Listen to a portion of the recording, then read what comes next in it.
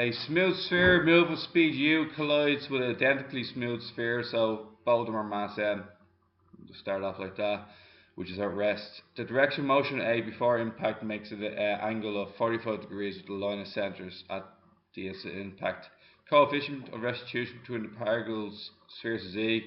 Show that the direction of motion of A is deflected through an angle alpha, where tan alpha equals 1 plus E over 3 minus E. Okay, so this, oh, that's way too big. This one here keeps going in this direction here. It would keep going in that direction there if it wasn't deflected. So you imagine it's going to take a hit. I don't know which way the angle's going to go. I'll just give myself a nice generic angle backwards. And then within here is the angle alpha. If you haven't got a clue what you're doing, alright, and you haven't really got to study this yet, you can pick up 15 out of 30 so easy. Okay? So you write down your PCM, your NEL formula to begin.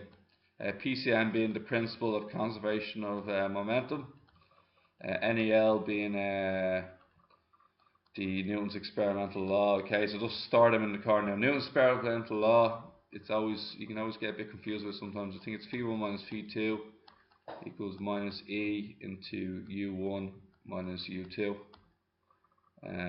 Also, I think we have it in fraction form in your table, so I think it's more like that.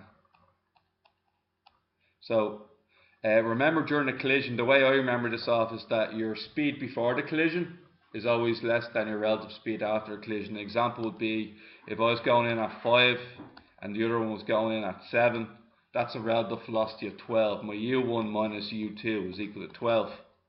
Well, on the way out, phi1 plus phi2 generally tends to be less than that. Okay, so that's why an E has to be a fraction. So we'll just shrink these down for a second, and now let's get started on the question. Okay, going to draw two diagrams, before and after picture. So 4 circles, I suppose. 1, 2, 3, 4. Okay, before and after. Now it's going at 45 degrees, and it's going at U. Okay, so what will that make this component here? Anybody? U cos 45, also known as U over root 2. This component here, U sine 45, also known as U over root 2, because sine 45 is 1 over root 2. Okay, so that's U over root 2, U over root 2.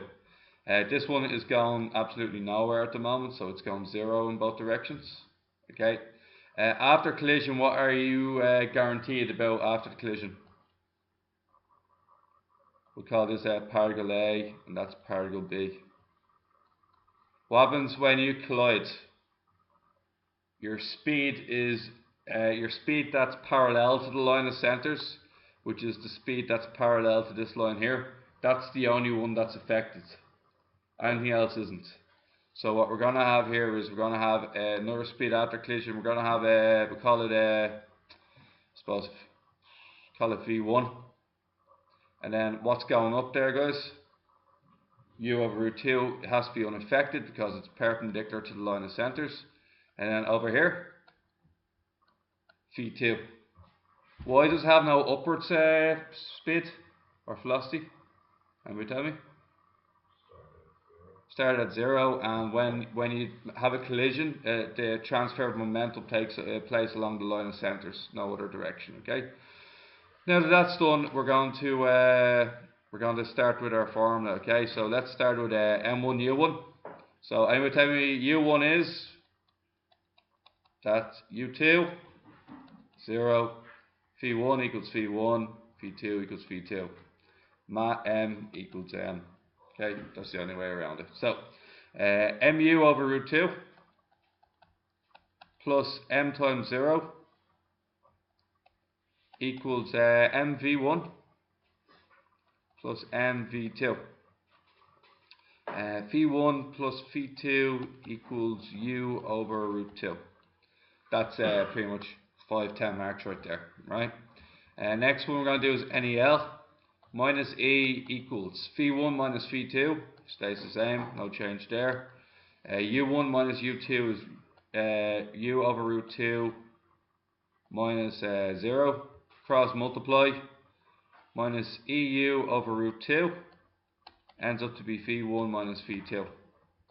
Now you have two equations. Equation A, equation B.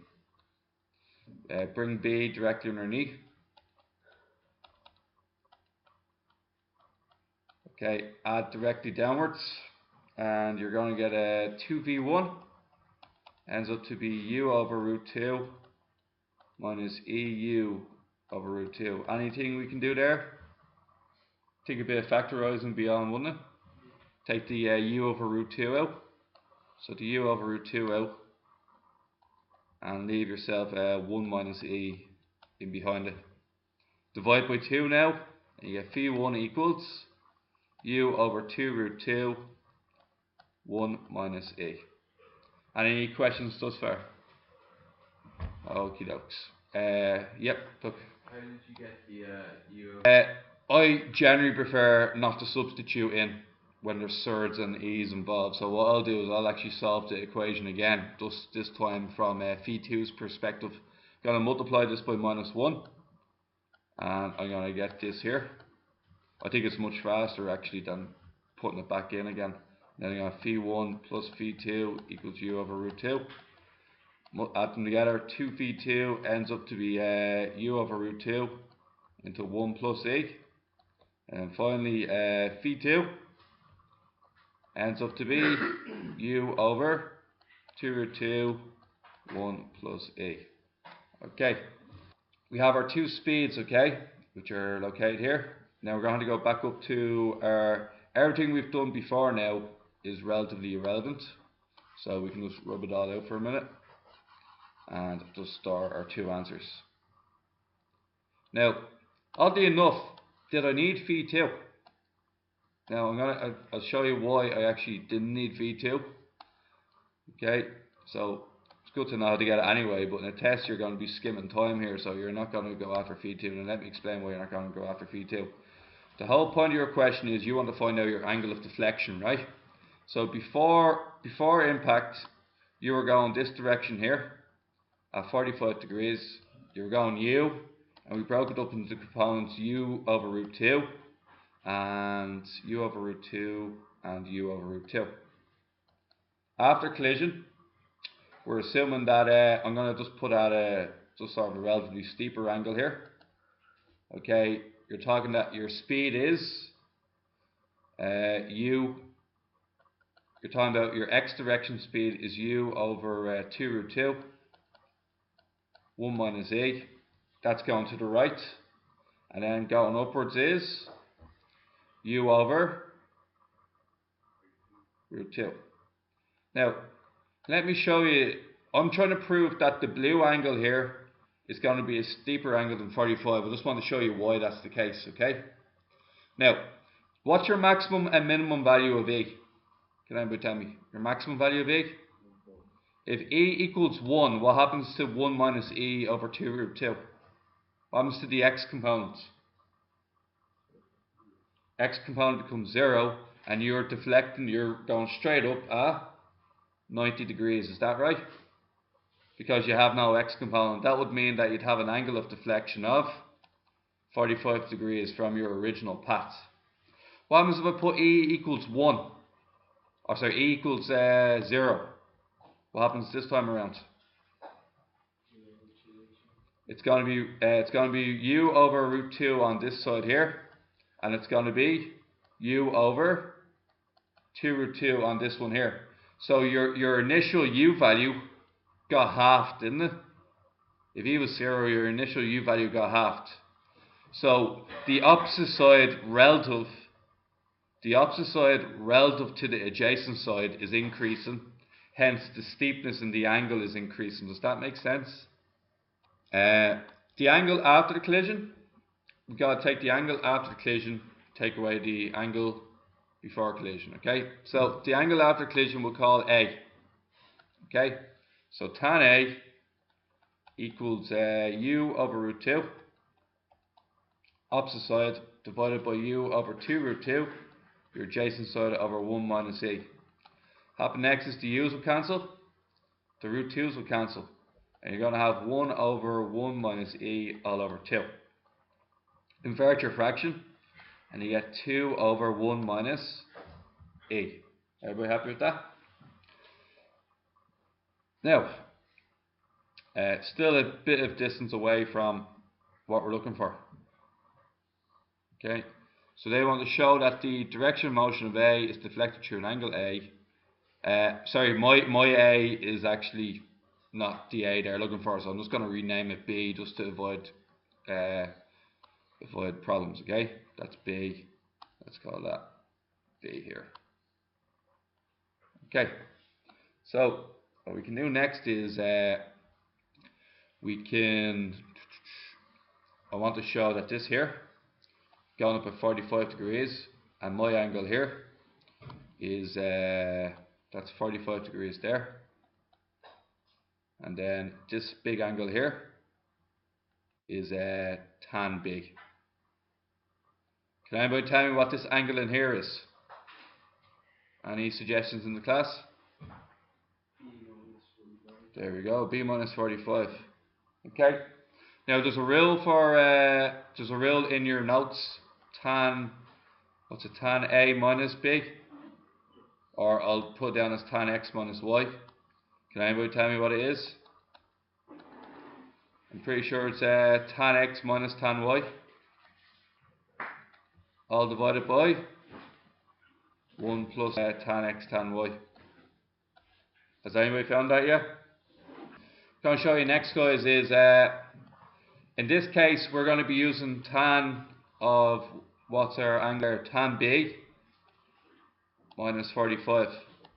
So our tan B, so that's going to be B 45, B and 45. So let's see what happens here. So tan B is 2 over 1 minus E. 2, 1 minus E. Tan 45, simply 1 over 1. Then it's going to be 1 divided by tan B, which is 2 over 1 minus E. And then that's going to be multiplied by 1. So let's get the denominators here. It's going to be 2 minus 1 times 1 minus E all over 1 minus E. And then the other one is going to be 1 minus E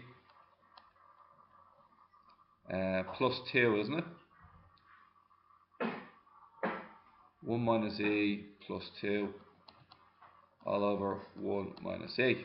The 1 minus E's cancel, and I'm going to be left with 3 minus E on the bottom, and then on the top I'm going to have 2 minus 1 plus E, which is 1 plus E. I have a feeling I have this upside down. Nope, I don't, thank God. There you go, tan A. B minus 45, by definition in this diagram, is the angle of deflection, alpha. So tan alpha equals 1 plus E over 3 minus E.